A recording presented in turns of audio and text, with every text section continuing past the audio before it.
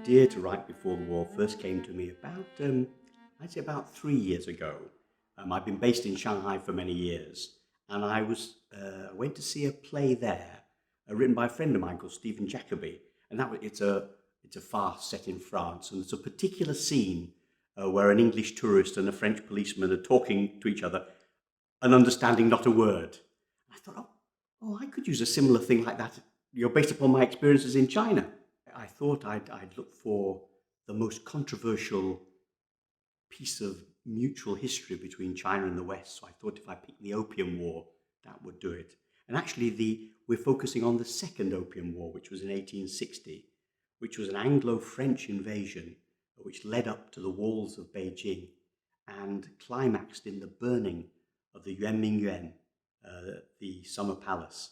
This immediately made me excited about its potential for reaching out to new audiences for theatre, and the opportunity it presents to create theatre in a new space, in this case in the National Museum of Scotland.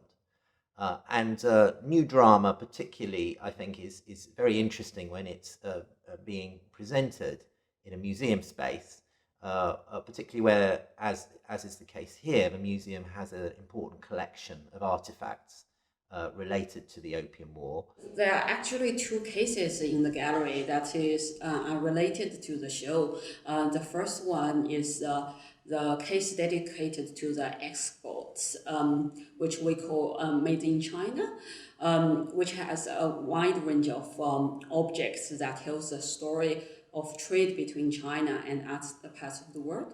And this in terms of relationship, this is very much, it is because of the trade that is the route that started the Opium War, which is the subject of the play.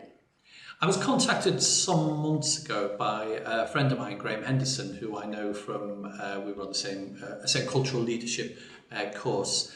He spoke about this play, which linked to some of the themes and indeed some of the objects within the gallery. So we discussed the possibility of hosting it here at the museum. I put Graham in touch with promoters, Gilded Balloon, and they worked with them to find a slot within the programme here during the Fringe. And we're absolutely delighted to be working with Graham and Chris on this play. I initially applied for some letters by Gong Qingwang, Zhu Gong.